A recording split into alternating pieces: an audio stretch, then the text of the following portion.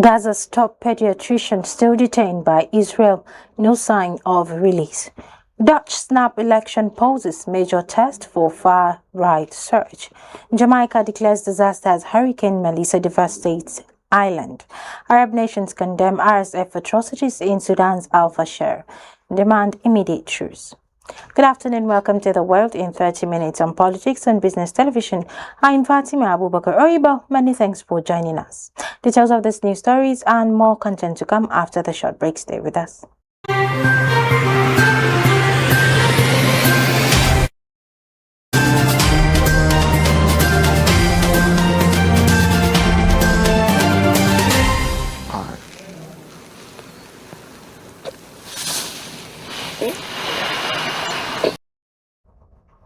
Welcome back. The news in full.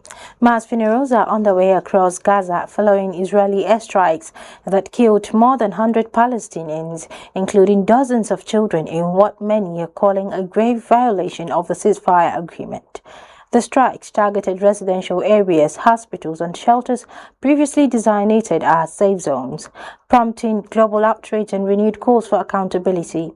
Israel claims the attacks were in retaliation for the killing of a soldier in Rafah, while humanitarian groups warn the escalation could unravel fragile peace efforts.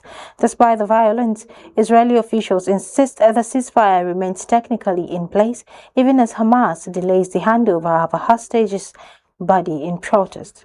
The hospital in Gaza are overwhelmed and rescue teams continue to search for survivors beneath the rubble. The incident marks the deadliest breach since the truce began, raising fears of a full-scale return to conflict and drawing condemnation from international observers.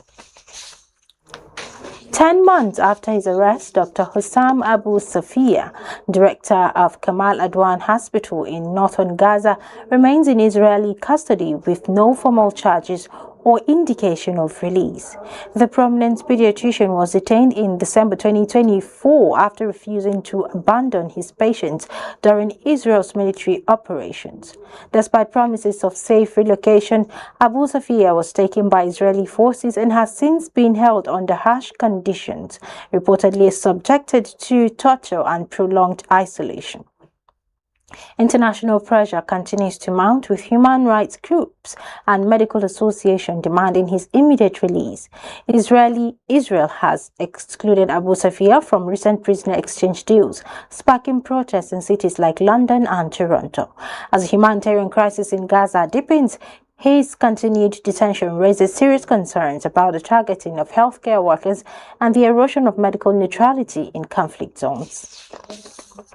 President Donald Trump has publicly conceded that the U.S. Constitution bars him from seeking a third term in office, calling the restriction too bad during remarks aboard Air Force One. Speaking to reporters en route from Japan to South Korea, Trump said, and I quote, "If you read it, it's pretty clear. I'm not allowed to run. It's too bad." His comment followed months of speculation and repeated musings about extending his presidency beyond the two-term limit set by the 22nd Amendment. Despite acknowledging the constitutional barrier, Trump did not entirely rule out future political involvement, hinting at continued influence within the Republican Party. The remarks came shortly after House Speaker Mike Johnson stated that there was no legal path for Trump to remain in office beyond his current term. As the 2028 election cycle begins to take shape, Trump's statement adds clarity to the debate while keeping his political legacy and potential endorsement in the spotlight. While the Netherlands is voting today in a high-stakes snap general election that could reshape the country's political future and serve as a bellwether for far-right momentum across Europe, the election was triggered by the collapse of Prime Minister Dick Schuff's coalition government, and it features a record 27 parties vying for seats in the 150-member House of Representatives. At the center of attention is Geert Wilders, leader of the far-right Freedom Party, PVV, whose anti-immigration and nationalist rhetoric has gained traction amid growing public frustration over housing shortages, inflation, and migration. While polls suggest Wilder's PVV could emerge as the largest party, forming a government remains uncertain due to the Netherlands' tradition of a coalition politics and resistance from centrist and progressive parties. Analysts warn that even a PVV victory may lead to prolonged coalition talks, potentially lasting weeks or months, with two-thirds of voters reportedly undecided just days before the election. The outcome remains wide open. The result could have ripple effects across the European Union, where far-right parties are increasingly challenging the political mainstream.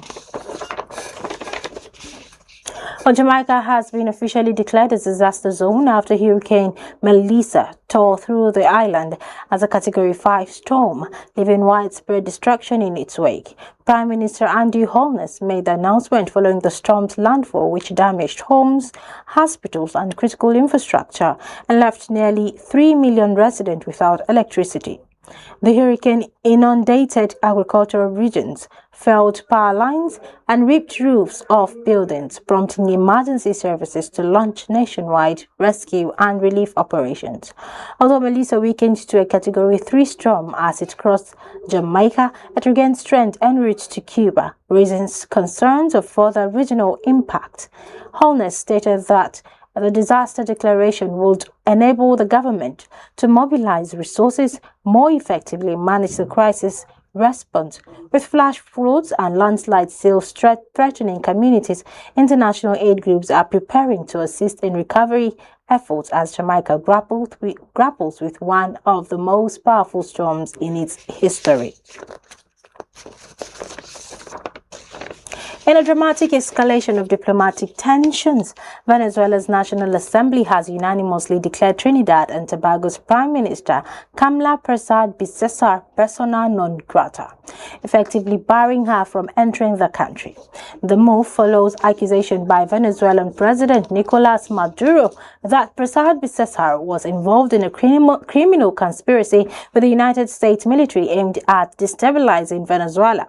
The declaration also includes the suspension of all energy agreements between the two nations, signaling a sharp deterioration in bilateral relations.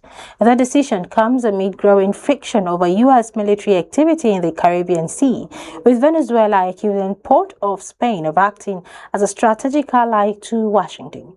In response, Trinidad and Tobago has rejected the allegations and vowed to maintain its sovereignty, even preparing mass deportations of undocumented Venezuelan migrants. As regional observers call for restraint, the diplomatic fallout threatens to disrupt energy cooperation and deepen geopolitical divides in the Caribbean basin. It's Watching the World in 30 Minutes, live on Politics and Business TV. Still to come, Pakistan-Afghanistan peace talks collapse amid rising tensions and deep mistrust. Stay with us.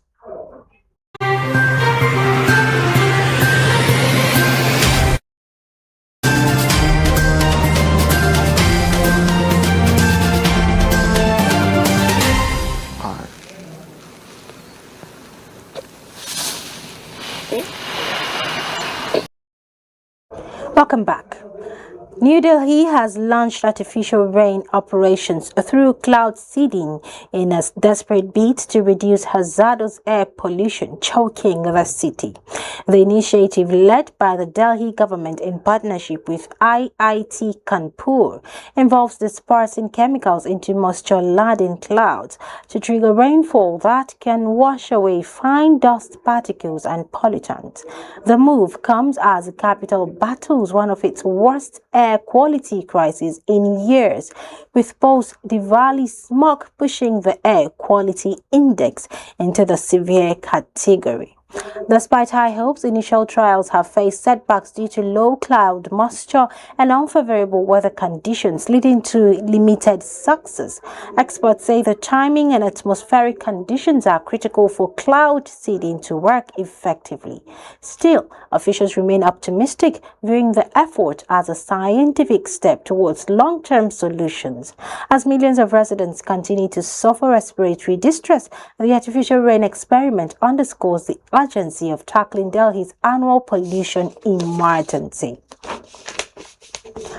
In a dramatic political statement from exile in India, Bangladesh's ousted Prime Minister Sheikh Hasina has warned that millions of her supporters will boycott the country's 2026 general elections. Hasina, who was removed from power in August 2024 following a student-led uprising, condemned the interim government's decision to ban her Awami League party from participating in the upcoming polls.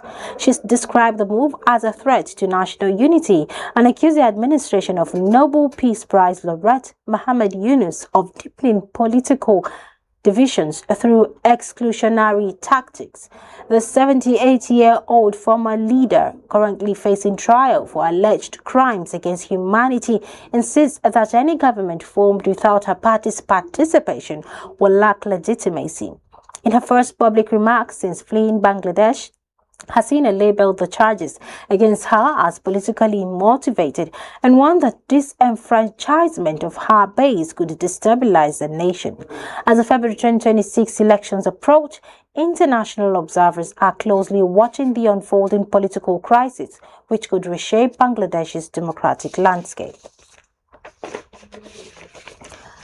Meanwhile, efforts to de-escalate hostilities between Pakistan and Afghanistan have suffered a major setback as 3 days of high-level peace talks in Istanbul ended without resolution. Mediated by Qatar and Turkey, the negotiations were aimed at dismantling the Tehrik-e-Taliban Pakistan (TTP) armed group and restoring calm along the volatile border. Despite a temporary ceasefire brokered earlier in Doha, the talks faltered amid mutual distrust and competing security demands, with analysts warning that a wider conflict now looms. Sources close to the dialogue revealed that the Afghan delegation demanded guarantees against U.S. drone operations and cross-border incursions, while Pakistan denied control over American military actions and sought permission to pursue TTP militants on Afghan soil. The breakdown has sparked fears of renewed violence, especially in border regions like Spin Boldak, where recent clashes have left dozens dead. As diplomatic channels remain open, regional stakeholders are urging both nations to prioritize civilian safety and return to the negotiating table before tensions spiral further. In another development, Arab nations and regional organizations have issued strong condemnations of what they describe as horrific violations committed by Sudan's paramilitary rapid support forces during their assault on the city of El Fasher in North Darfur. Countries including Egypt, Saudi Arabia, Qatar, Jordan, and Turkey, along with the Arab League and the Organization of Islamic Cooperation (OIC), have called for an immediate ceasefire and humanitarian access to the besieged region. The outcry follows report of mass killings and satellite imagery showing evidence consistent with human casualties and widespread destruction. The RSF's takeover of Al-Fasher, Sudan's last major army stronghold in Darfur, has triggered a humanitarian crisis, forcing thousands of civilians to flee amid escalating violence. Turkey's foreign ministry joined the chorus of condemnation, urging the cessation of attacks against innocent civilians and the provision of safe passage for humanitarian aid. The international community is now intensifying pressure on all parties to halt hostilities and prioritize civilian protection as Sudan's conflict continues to spiral into one of the world's worst humanitarian emergencies. Still in Africa, Tanzanians are heading to the polls today in a pivotal general election that will decide the presidency, parliamentary seats, and local council positions. Incumbent President Samia Suluhu Hassan of the ruling Chama cha Mapinduzi CCM party is widely expected to secure a full term, continuing the party's uninterrupted 64-year grip on power. Despite a crowded candidate field, rights groups and opposition figures claim the electoral landscape has been skewed by crackdowns on dissent, media restrictions, and the imprisonment of key opposition leaders such as Tundu Lissu. Observers warn that the vote could mark another setback for democratic progress in one of East Africa's historically stable nations, with opposition parties like Chadema and ACT Wazalendo barred from participation. Critics argue that the election lacks genuine competition and transparency. As voters cast their ballots, the stakes extend beyond leadership, touching on civil liberties, political pluralism, and the future of governance in Tanzania. And that wraps up the program, but before we go, the headlines again. Gaza's top pediatrician still detained by Israel, no sign of release. Dutch snap election poses major test for far-right surge. And Jamaica declares disaster as Hurricane Melissa devastates island. Arab nations condemn RSF atrocities in Sudan's Al-Fasher, demand immediate truce. For more